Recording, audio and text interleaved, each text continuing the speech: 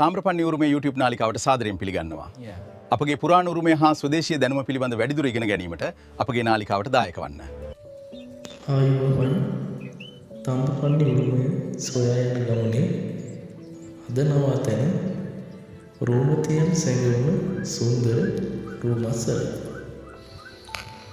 දකුණු ලක ගාල්ල වරාය අත්තර පිහිටි අභිරහස් මෙන්ම සුන්දර රූමස්සල කන්දයි.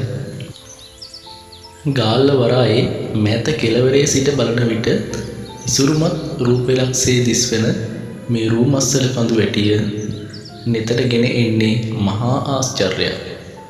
ස්වභාව ධර්ම පිහිටි දෙවැන්ත ගල් පර්වත නිසා මුහුදු රලින් ආරක්ෂා වූ නිසල වෙරළ එදා රෝමතියන්ගේ පාරාදීසයක් වූවාට නිසැකය. රූමස්සල කන්ද ගැන ගැමියන් අතර පවතින ජනප්‍රවාද අතරින් ඉතා සිත් ඇද ගන්නා සුළු ජනප්‍රවාදය නම් එක් ගැමියෙක් කී අන්දමට රාමා රාවණා යුද්ධයේ ලක්ෂ්මන් මාරාන්තික ලෙස තුවාල ලබා සිටියදී එම තුවාල සුව කිරීමට බෙහෙත් පෙළට ගෙන ආ යුත්තේ හිමාල කඳු මුදුනේ. මෙම කාර්යය හනුමන්තාට පැවරුණා. තමාට පැවරුණු කාර්යය අඩුපාඩුවකින් තොරව ඉටු කිරීමට හනුමා වහාම හිමාල කන්දට ගියා. අවශ්‍ය බෙහෙත් පැළෑටියේ නම අමතක වුණු නිසා කිරීමට කිසිවක්ම නොමැති තැන එම පැළෑටිය ඇතැයි කිව් හිමාල පර්වතයේ කොටසක් එහෙම් පිටින්ම උගුලාගෙන එන්නට ඔහු එඩිතරුණා.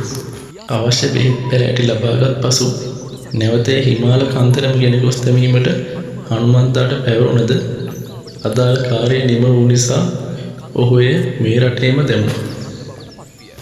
ඒ කඳු අඩවිය තමයි මේ රූමස්සල.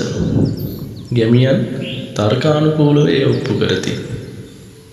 කඳු මුදුනට නුදුරුව තිබෙන උණ වටුන හනුමා අතින් උණා වැටුණා යන අර්ථය බව ගැමියන් පවසති. මෙම කන්ද මුල්මනින්ම පාහේ දුර්ලභ ඖෂධ පැළෑටි වලින් වැසී පවතී. එපමණක් නොව මෙම කන්දේ එක් කෙළවරක මුහුදට වැටෙන ස්වභාවික දිය පීල්ලක් පවතී. එම පීල්ලෙන් ස්නානය කළ විට ලෙඩ රෝග සුව වන බව කියති. කන්ද තුළ තිබෙන නානා ඖෂධ මුල් සෝදාගෙන ගලන බව සහතිකය. එවැනි ජලයෙන් ස්නානය කළ විට ලෙඩ රෝග සුව වන බව පුදුමයක් නොවේ. මාටින් වික්‍රමසිංහයන් කුඩා කල උගත් බොනිවිස්ටා විද්‍යාලයේ පිහිටා තිබෙන්නේද මෙම කන්ද පාමුලයි. කටුක වනාන්තරයේ මැද තැන් තැන්වල ජනප්‍රවාද පිහිටාගත් ගැමියන් කන්ද නැගීමේ මහන්සි නිවා ගැනීම මෙන් තැන් තැන්වල සරුවට වගා කටයුතු කරති. පෘතුගීසි සහ ලන්දේසි යුගවලදී මෙම රූමස්සල කන්ද ආරක්ෂක මධ්‍යස්ථානයක් ලෙස යොදාගෙන පවතී.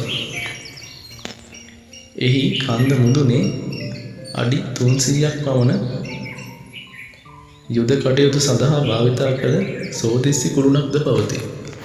කන්ද මැද ඉතා රසවත් පළතුරු උයනක් ඇති බව ගැමියන්ගේ විශ්වාසයයි. අතරමං වී එහි යන අයෙකුට ඕනෑ තරම් පළතුරු කෑමට අවසර ඇති නමුත් කිසිවක් පිටතට ගෙන යාමට නොහැකි. පළතුරු පිටතට රැගෙන යාමට උත්සාහ කරන්නන් මෙම වනය තුළම මන්මුලාවන බව කියවේ. හිතාමතා එම උයන සොයාගෙන යන්නන්ට එය අද වෙනතෙක් හමු වී නැත. එය හමුවන්නේ අහඹු ලෙස අතරමං වන්නන්ට පමණි. තවද කන්ද පාමුල මුහුද දෙසට මුහුණලා ඇති රූණම් ගල් ගුහාවට රළ පහර වදින විට ඇතිවන දෝම්කාරය නිසා රූමංසල යන නම ලැබී ඇතැයි ජනප්‍රවාදයේ පැවසේ. ආයුර්වේද ගැන දැනගන්න අපිත් එක්ක එකතු වෙන්න සබ්ස්ක්‍රයිබ් කරන්න.